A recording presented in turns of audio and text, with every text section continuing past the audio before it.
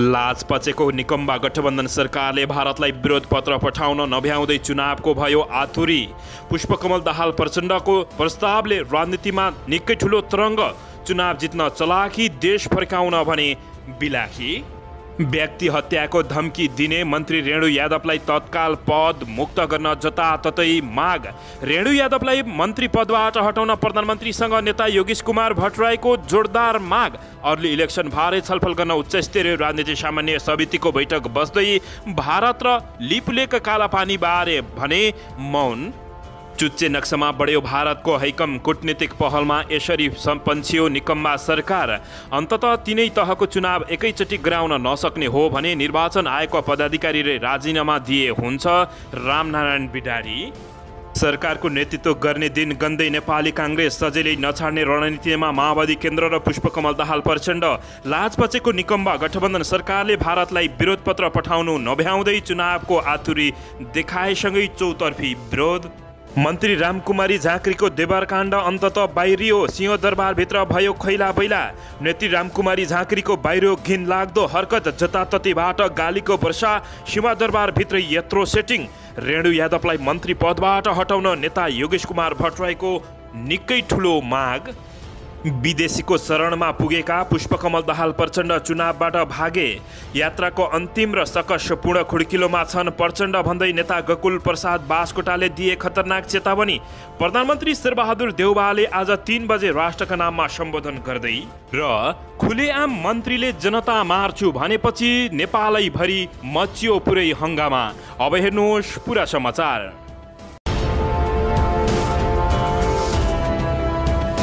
नमस्कार दर्शकबिन, तपाईहरू यति बेला युवा नेपाली युट्युब च्यानल हेर्दै हुनुहुन्छ। दर्शकबिन, यदि हाम्रो च्यानल युवा नेपालीसँग अझै पनि सब्सक्राइब गरेर जोडिनु भएको छैन भने सब्सक्राइब गरी जोडिनुहोला।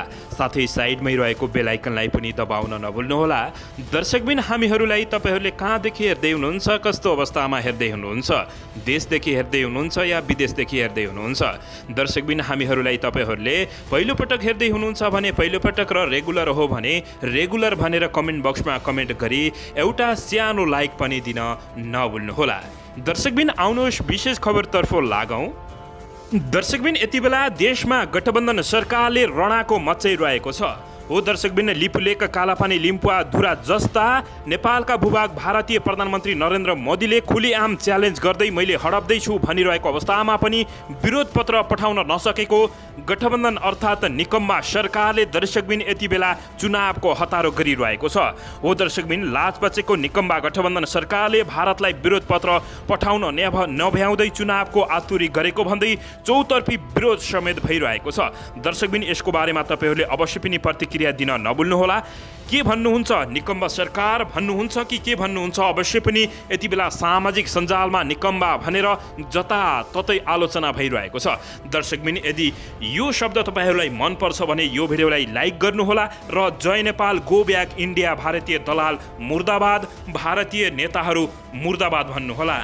दर्शकबिन, अझ अचम्मको कुरा के छ भने गठबन्धन सरकारका मन्त्रीहरूले नागरिकको हत्या गर्छु भन्दै हिँडिरहेका छन् हो। दर्शकबिन, नागरिक अगुवाहरूले व्यक्तिको हत्या धम्की दिने भौतिक पूर्वाधार तथा यातायात मन्त्री रेणु यादवलाई तत्काल पद मुक्त गर्न चेतावनी दिएका छन्। नागरिक अगुवाहरूले एक विज्ञप्ति जारी गर्दै मन्त्री यादवले माघ 5 गते रौतहटको गौरमा आयोजित राजनीतिक कार्यक्रमलाई सम्बोधन गर्ने क्रममा व्यक्ति हत्या र सामाजिक हिंसा फैलाउने अभिव्यक्ति दिएको प्रति गम्भीर आपत्ति व्यक्त गर्दै पदमुक्त गर्न माग गरेका छन्। मन्त्री यादवले माघ 5 गते गौरमा आयोजित कार्यक्रममा जनमत पार्टीका अध्यक्ष चन्द्रकान्त राउत सिके राउतको नाम लिएर राउतलाई गौर हत्याकाण्ड जसरी नै घेराहाली ज्यान लिने धम्की दिएकी थिइन्। डाक्टर केदारनाथ सिंह, केसी चरण परसाई, गणेश कुमार मण्डल, सुनिल प्याकुरेल, तारानाथ दाहाल, इन्द्र अर्याल, महान मुनि श्री आचार्य र कनकणी दीक्षितले विज्ञप्ति जारी गर्दै मन्त्री पदको गरिमा लाई नसुहाउने आपराधिक मनोवृत्ति प्रश्न पार्ने, पुरानो अपराध समेत सार्वजनिक रूपमा स्वीकार गर्ने गठबन्धन सरकारकी मन्त्री रेणु यादव जनताप्रति उत्तरदायी कुनै पनि पदमा रहन अयोग्य भएको यसबाट स्वतः स्पष्ट हुने बताएका छन्। बहालवाला मन्त्रीले व्यक्तिको हत्या धम्की दिनु र विगतका हत्याकाण्डमा सामेल भएको विषयलाई गर्वका साथ स्वामित्व लिनु मुलुकमा जसरी दण्डहीनताको प्रतिफल भएको छ विज्ञप्तिमा लेखिएको छ। दर्शकबिन अझ गठबन्धन सरकारकी मन्त्री नेत्री रामकुमारी झाँक्रीले भारतको लिपुलेक कालापानी लिम्पुवाधुरा जस्ता विषयमा नेपालका मन्त्रीहरूले बोल्नु हुँदैन भन्दै अभिव्यक्ति दिँदै हिँडेकी छिन्। दर्शकबिन त्यसै गरी प्रधानमन्त्री शेरबहादुर देउवाले भारतको विरोध पत्र पठाएका छैनन्। दर्शकबिन यता भने प्रचण्ड लगायतका नेताहरू यति बेला चुनावको लागि आतुरी देखिएका छन्। तपाईहरूले के भन्नुहुन्छ यस्तो अवस्थामा?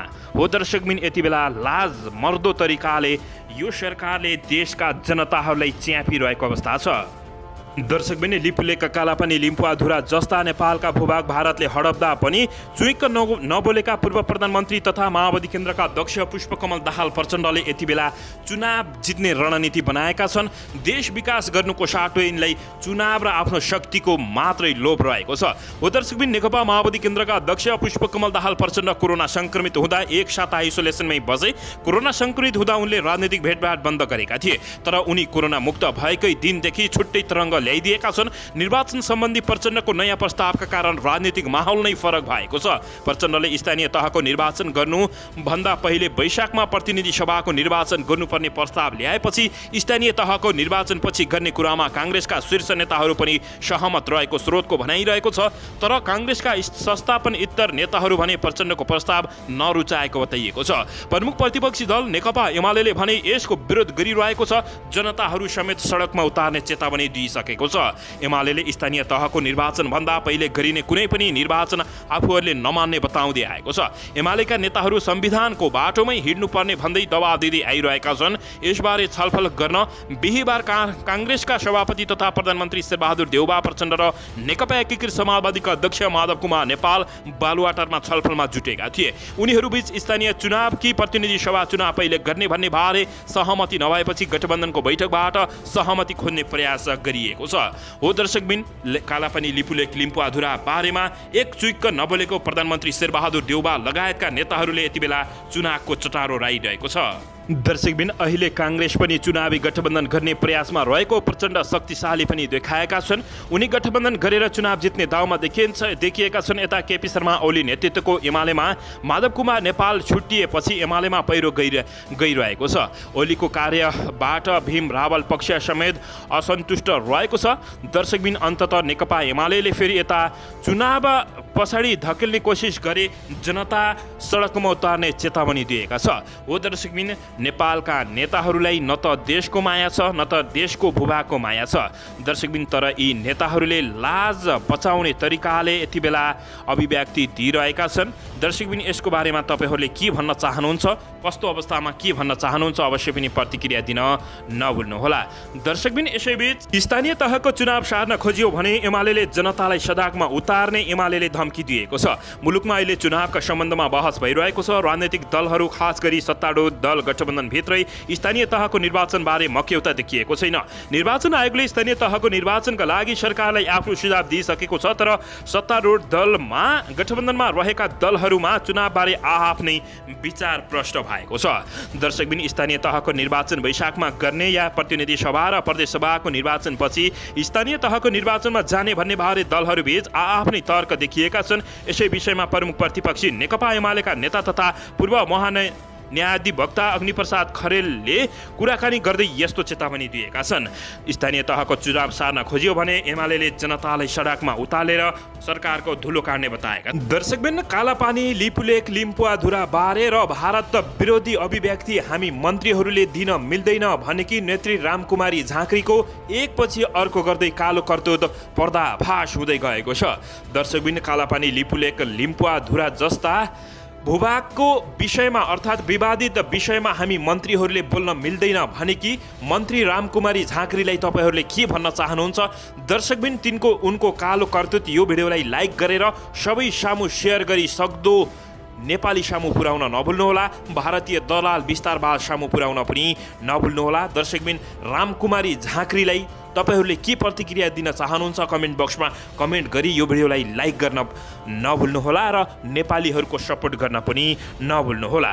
हो दर्शकबिन, मन्त्री रामकुमारी झाँक्री विवादमा फेरि पनि तानिएकी छिन्। कालापानी, लिपुलेक, लिम्पुवाधुरा जस्ता नेपालका भूभाग भएर पनि हामी मन्त्रीहरूले बोल्न मिल्दैन भनेकी नेत्री रामकुमारी झाँक्री फेरि पनि सिंहदरबारभित्र काण्डमा फसेकी छिन्। शहरी विकास मन्त्री रामकुमारी झाँक्रीको देवर काण्ड बाहिरिएको छ। झाँक्रीका देवरको हरकतले सिंहदरबारभित्र यति बेला खैला बैला मचिएको छ। देशका विभागीय मन्त्रालय कसले चलाउला? उत्तर सामान्य छ, हो मन्त्रीले। तर केही यस्ता मन्त्रालयहरू पनि छन् त्यहाँ मन्त्रीभन्दा बढी बिचौलिया कर्मचारी र कमिसनखोरीहरू रजगजमा चलिरहेका छन्। सिंहदरबारभित्रै रहेको शहरी विकास मन्त्रालयको जिम्मेवारी अहिले नेकपा एकीकृत समाजवादीकी नेत्री रामकुमारी झाँक्रीले पाएकी छिन् र झाँक्री मन्त्री भए पनि मन्त्रालयमा हाली मुहाली भने अर्कैको चलेको छ।